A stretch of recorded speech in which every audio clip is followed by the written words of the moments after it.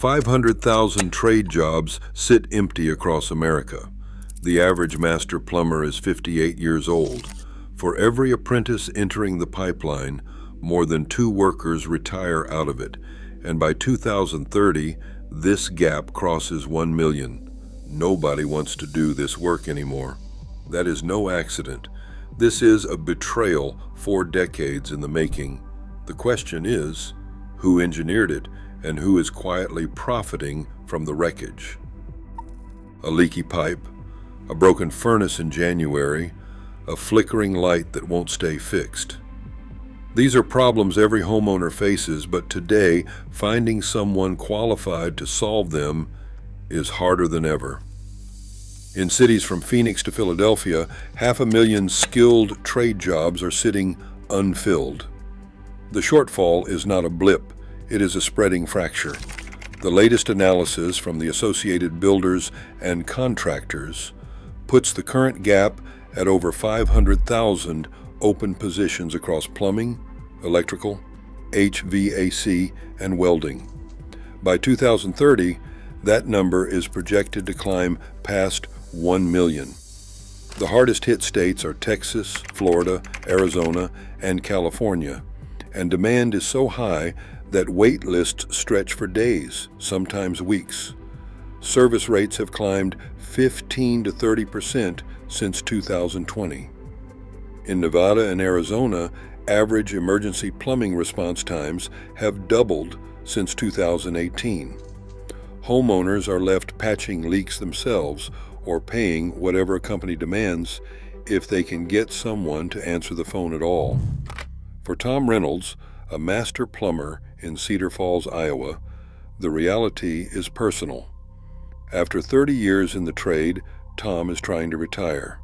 He has put together a 2-year plan to hand off his business, but finding an apprentice willing and able to take over has become nearly impossible. Tom is not alone. Across the country, seasoned tradespeople are aging out with no one ready to fill their boots. The backbone of American life, clean water, safe wiring, heat in the winter, is being held together by a shrinking, overworked crew. The numbers are not just statistics, they are the reason your next repair bill is higher, your wait is longer, and your neighbors are starting to wonder what happens when the last old pro hangs up his wrench. In the 1980s, high school shop classes buzzed with activity, welders sparking, saws humming, and students learning skills that powered entire communities. Today, most of those rooms sit silent, their tools gathering dust. The shift did not happen by accident. Over the past 40 years, federal and state policies steadily drained support from vocational education. Reports from the National Center for Education Statistics document a 60% drop in shop class enrollment between 1980 and 2020. Where once there were 1.5 million seats in hands-on technical programs, only about 600,000 remain. The story repeats itself in apprenticeship programs. After the 2008 financial crash, construction budgets collapsed, and so did the pipeline for new tradespeople. Department of Labor data shows that apprenticeship entries across plumbing, electrical, and HVAC trades were cut in half in the years after the recession. Funding for these programs was slashed as school districts and state legislatures redirected money toward standardized test prep and college readiness initiatives. In California alone, a $2.3 million budget shift in 2012 gutted shop labs in favor of more algebra and English sections. Karen Liu, a former shop teacher, remembers walking past rows of empty benches and rusted lathes in what was once the pride of her school. She watched as the programs that launched generations of skilled workers were quietly erased. The result is fewer young people even have the chance to discover these careers, and the pipeline that once kept the country's infrastructure running is now running dry. The numbers behind the trade shortage reveal a problem that cannot be patched over. Today, the median age of a licensed plumber in the United States is 58. For electricians, it is 55. In practical terms, that means nearly a third of the workforce is approaching retirement, many within the next 5 to 10 years. The pipeline meant to replace them does not even come close to keeping up. For every 5 plumbers who retire, fewer than 2 new apprentices finish their training. The replacement ratio sits at just 0.4, less than half of what is needed to maintain the current workforce. It is not a matter of a few slow years or a temporary dip. This is a demographic cliff measured out in decades of slow neglect. Union pension records and federal labor data both point to the same outcome. Tens of thousands of seasoned tradespeople are stepping away each year, while the number of new entrants lags far behind. The consequences show up in the age histogram for these professions, with most of the bars stacked toward the right, older, grayer, and thinning out at the bottom. Without a surge of new talent, the next wave of retirements will leave entire regions scrambling for anyone with the skills to keep water running and lights on. The math is simple, and it is unforgiving. At kitchen tables across the country, the same conversation plays out night after night. A high school senior like Emily sits between her parents, college brochures stacked on one side, a trade school pamphlet alone on the other. Her father glances at the pamphlet, then pushes the stack of university options closer.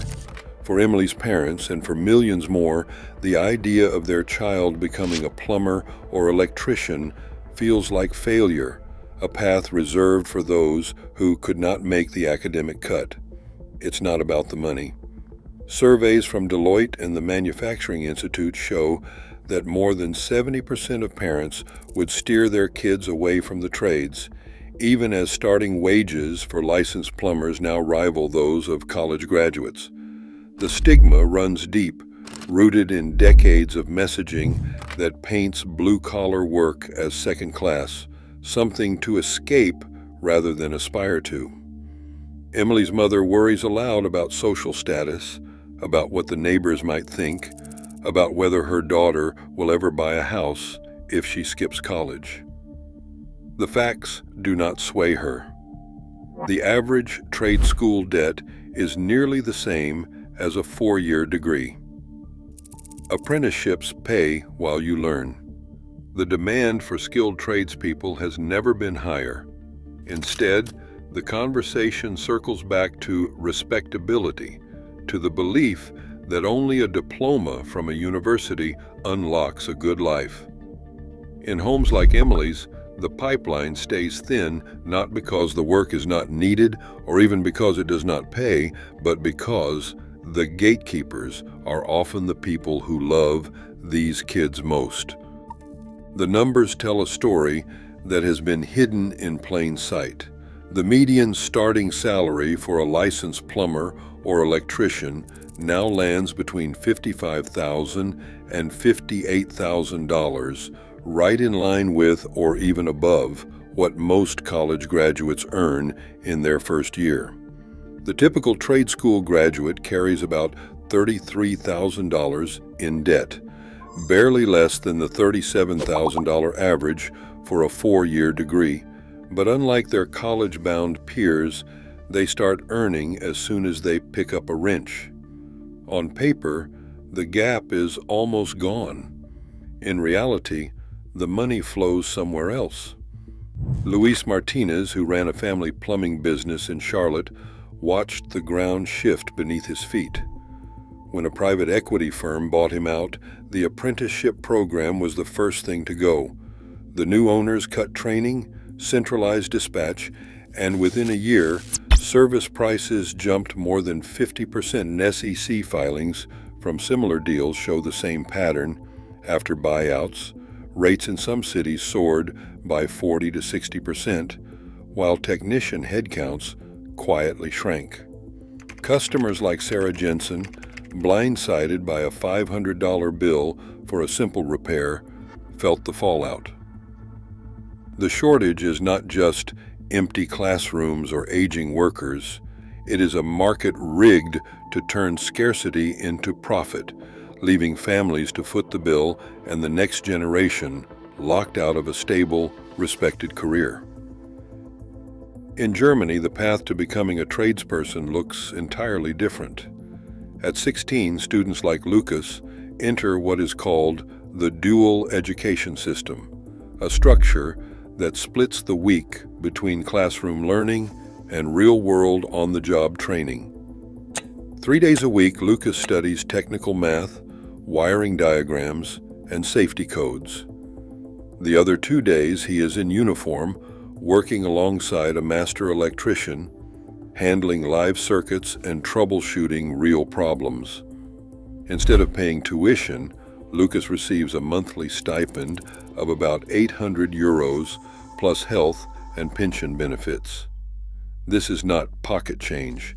It is enough to buy groceries, pay rent on a small apartment, and start saving before he has even finished his apprenticeship.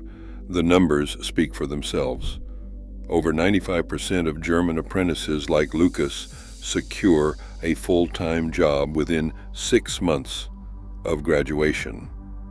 The trades carry real status here. Surveys consistently rank electricians and plumbers among the most respected professions in the country, just behind doctors and teachers. There is no stigma, no sense that hands-on work is a fallback for those who could not cut it in academics.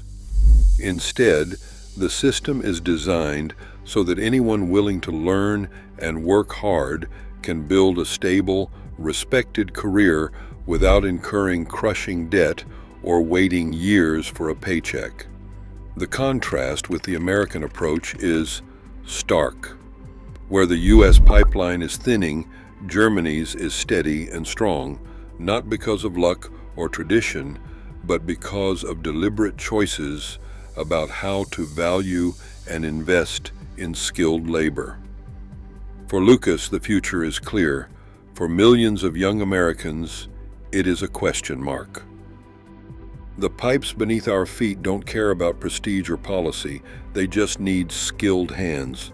As 1 million trades jobs go unfilled by 2030, every cold shower and empty storefront is a warning. Ignore the backbone and the whole structure buckles. It is not a labor crisis, it is a civilization test.